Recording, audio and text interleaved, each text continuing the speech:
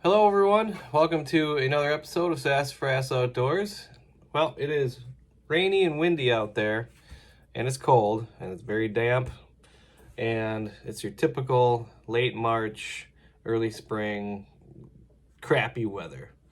And well, because of that, we have a ton of water moving around, so the rivers and streams are super high. We had some warm days where I caught a few fish, and then I dropped it again, and now they're shut off. So I figured today would be a good day to talk about some rods and reels and some lures that I'm going to be using here in the next few weeks, because we're getting into that pre-spawn pattern with the bass. And well, that means it's time to go crankbait fishing. A lot of different lures you can use this time of year, but crankbaits are one of my absolute favorite things to use, especially this time of year. So before we get into this, I'll show you guys some fish I caught the other day. I put on this Concept A2. This is a 13 fishing Concept A2. I put it on this rod and absolutely love it. I did a video about 6 months ago about this reel, and now that I've had some time with it, I'll show you guys a little bit more with it and what I think about it. So stay tuned. Yeah, just doing the same thing I've been doing. I put on my Concept A2 on here, on this rod. Try it out again with this, because this reel is sweet. So, let's see if there's any fish biting still. It's a little late in the day. Things are cooling off, but we'll try it anyways. Maybe we'll see something. Oh, right here. Little guy. First cast.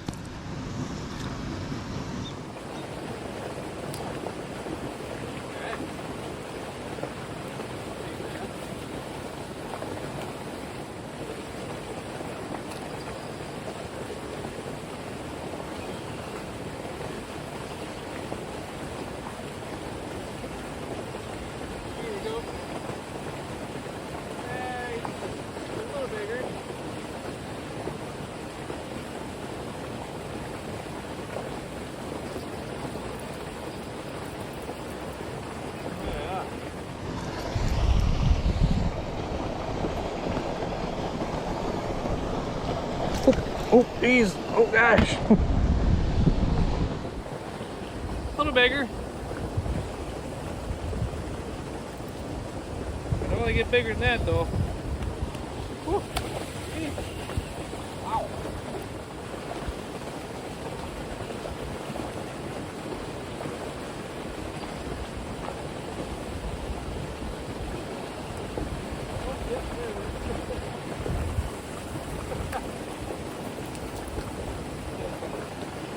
Wow. Alright, there's 1,000 bass in here apparently.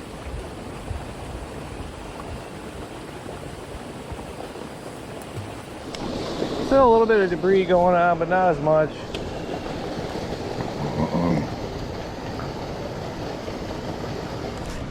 There we go. Oh, that's a nicer one. Not quite as big as they have been, but I will take this bass. I think I'll get the net for this guy.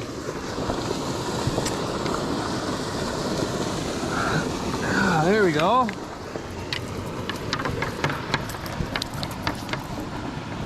Real dark ones tonight.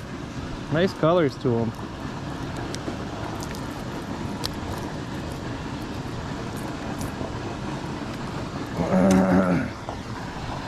Yeah. Take a look at that one. Getting a little bigger. Nice colors. Okay, well, as you can see, you know, caught, I think I caught like 5 fish in that like half-hour period of fishing there. So they are quite aggressive right now. As long as you're hitting it in the right type of temperature, the right time of day. It seems like later in the day, these bass are really turning on because the water is nice and warm, and they're moving in. They're looking for bluegills, any kind of bait fish swimming around, or even crayfish. So I'll start off with the lures. Basically what I've been doing is using lures that I would normally use in the fall, but also a big one to use in the spring, and you guys probably have heard this quite often, is crayfish colored lures. And you know, something like these, the orange lures. It's like an orange with a green top on it. And this is a Rapala DT4, this is a Rapala DT6. And so those are just some lures I use for crankbaits. You know, you got the Rapala BX Brat 3 and you got a BX Brat 6. Check these out if you ever get a chance. They are fantastic lures, and they work incredibly well.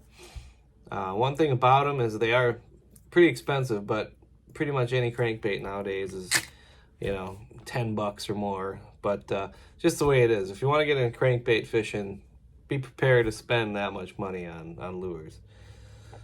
So, like I said, the main thing I'm focusing on right now is crankbaits. It just seems to be working really well. And you need the right rod and reel for it, and also line. So, like I said before, about 6 months ago, I did a video on this particular reel. This is the 13 Fishing Concept A2. And as you can see, it's got a matte black finish, cork handles. It's a great looking reel, and it looks great on pretty much any St. Croix rod that that I have, mainly because a lot of St. Croix rods come with cork handles. But I absolutely love this reel so far. It casts absolutely perfect. I backlashed it a couple times, which was 110% my fault. As long as you got it set right, you can swing this rod as hard as a baseball bat and you still won't backlash. It works so well. Very strong and smooth drag. And one thing I've noticed with a lot of reels is you get what you pay for, especially when it comes to your drag. The cheaper reels, even though you might have your drag backed off and kind of loose, sometimes it takes a little bit of a jerk for that drag to get going, and then it's smooth. And that can be a problem. This time, or this reel here, it's smooth no matter what. See that? You can see, you know, even though I haven't really used it in a while for the drag, it still is just smooth as can be. And that's very important. And that's something that you're going to find in the little more expensive range when it comes to, you know, your drags. The more money you're going to spend on a reel, the smoother your drag is, and that's important. The other thing about crankbait fishing is you want a high-speed reel. So this is an 8.3 to 1 ratio. This comes in like a 6.6, I think a 7.5, and then this 8.3 to 1. Those are all fine. They'll all work. But I like having the control over my speed with crankbait fishing, because switching up your speed, pausing, and things like that while you're retrieving your lure is important to get a fish to react to your lure, because a lot of these are reaction bites, you know, and basically that means you're making that fish see that lure and he's like, whoa, I gotta get that. So that's the deal there with this reel. It's a great reel. Haven't had any issues with it so far. I had somebody ask me about the cork handles, how they are holding up, and they're like brand new still. So if you're worried about them not lasting a long time, they hold up just fine. Trust me, I do enough fishing to where if they were going to wear out, they would have done it by now. But yeah, so this is the Concept A2. They make an A3, which I have one of those as well, but that'll be for a different video. That's a swim bait reel, so a really heavy duty reel. It's bigger. And it also works great for like musky fishing and northern and things like that. But this is the A2 perfect bass reel. I mostly throw lures between 5/16 of an ounce and a half ounce, and it casts these out, you know, a mile and a half if you want it to, no problem. So, fantastic reel. So the rod I got it on right now is the older model St. Croix Bass X. It's upside down right now because I have a wall over here, and I can't really get it to. I'm hitting the wall. So, but anyways, I guess you can see it. But yeah, this is the 7'1" medium fast action rod, and I went with this one because I like something 7 foot and over normally because it gives you a lot more casting distance, a little bit better hook set, but at the same time it's got a really nice tip on it. And what I mean by that is it's got a very flexible tip, and that is really important because if you have too stiff of a tip, you're gonna rip that you're gonna rip the lure right out of the fish's mouth probably 50% of the time. And if you got some forgiveness in your rod, so you're gonna up your game about 95% of the time. Your hookup ratio is gonna be, or even more. I've only lost maybe 2 fish on this rod so far, and that was basically just bad hook sets on my part. The other important part about having the softer tip like that is because these have treble hooks, when you get a fish close to your boat, close to your dock, or close to the shore, whatever you're doing, being a treble hooked lure, smallmouth and largemouth, or even northern pike, whatever it may be, they like to really shake a lot when you get them close.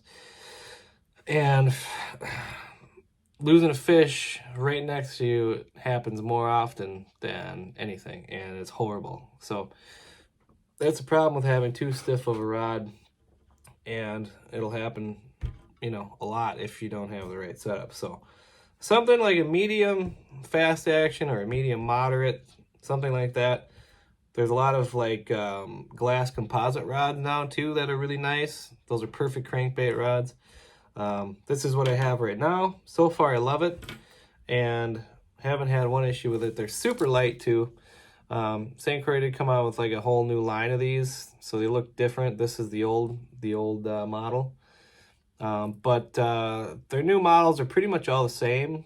I think they got all the same actions and everything, lengths, maybe a few more, but they just got a different look to them. And they're still great rods. I haven't used one, but I've had a couple of them in my hand, and they look and feel great.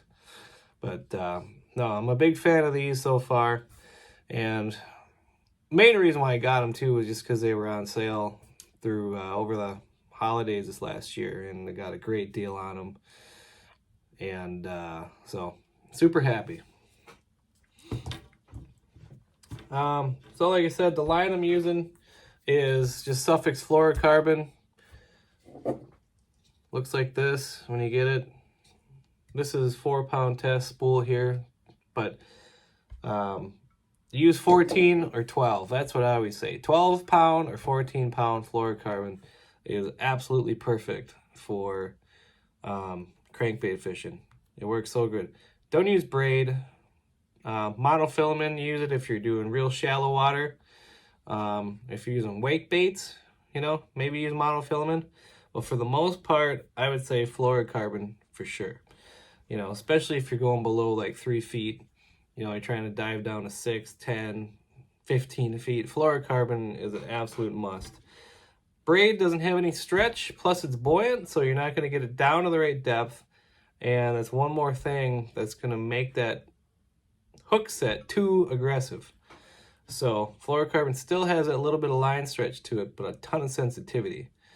Not only that, it's completely invisible in water to the fish. So it's another reason why I exclusively use it for trout fishing as well. So that's the big thing there. High speed reel, a pretty flexible rod, and fluorocarbon is really the keys to having a good crankbait setup. Whether it's a casting setup or an open face setup, you can either use either one. I would always recommend a casting setup for this, especially for bass. You know, but a lot of people use spinning rods as well, and that's fine. But I would still say the same rules apply, you know. And so just something to think about. It will definitely improve your odds and improve your hookup ratios. You'll get bigger fish too. Using crankbaits seems to attract the bigger bass. You know, a lot of the bass I've been catching have been anywhere between, you know, 2 or 3 pounds. There's been some 4-pounders in there even. And normally I'd be catching just the little, you know, 1-pound bass or 2-pound bass a lot. If I'm using like little twister tails or something, seems like you attract those more on that type of lure. And the bigger guys like the crankbaits, or even, I don't know, the big swim jigs and stuff like that too. That's another good lure to use this time of year. But for me personally, I'm gonna stick with crankbaits here for a few more weeks, you know, or even a few more months. We'll just see how they like it. So, yeah, that's about it. Like I said, you know, we got a few lures that I like to use depending on the depth. Rapala DT6 is a great one. Rapala DT4 when we're going a little shallower. You know, these are in the, this is called the Demon color. This is a crayfish color. And, you know, you got your typical shad baitfish colors as well. These are the Brat BX3 and BX6. Check those out. You know, what else we got here? We got a few different types of jerk baits. This is the Shadow Wrap Shad, I believe it's called. Excuse my language in fishing. You know, that's a jerk bait. Those work great too. Makes it look like it's a dying bait fish. You know, and that's really what I'm going to be using quite a bit here in the next few weeks, like I've been saying. And then once it gets real warm, we'll start seeing the topwater bite heat up, and we got a different setup for that. We'll go into that in a future episode. But for today, that is what I wanted to show you guys, and that's about it.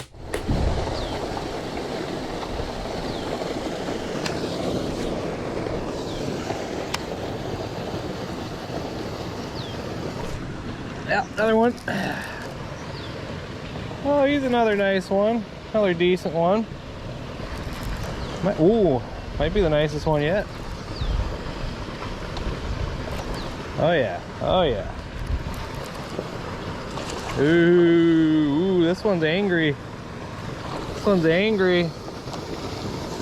That's a netter. Get out of here, get away from that dock. Oh, oh yeah. That's definitely the nicest one. They're all getting hooked good too. Look at the size of that boy. That's a beauty fish. Beautiful fish there. Yes, sir. Look at that one. Nice looking bass. Got a little belly on him. Oh yeah. Sweet. Well, thank you for watching today. Appreciate it. As always, please leave a suggestion or a comment or something. If you have any questions about anything I talked about today, or any techniques or whatever it may be, let me know. If you'd like to see more videos like this or see me actually fish here in the future, please press subscribe, because I will have videos every week. At least I try to. For the most part, we have something. And yeah, hope you guys liked today's episode. Found it informative, at least. Maybe give you a little start on, you know, where to look for a new setup for spring. And yeah, I'm excited for some warm weather. I know things are going to really start heating up here pretty soon. So yeah, it's only a matter of time. So thank you guys. good luck out there, and we'll see you next time.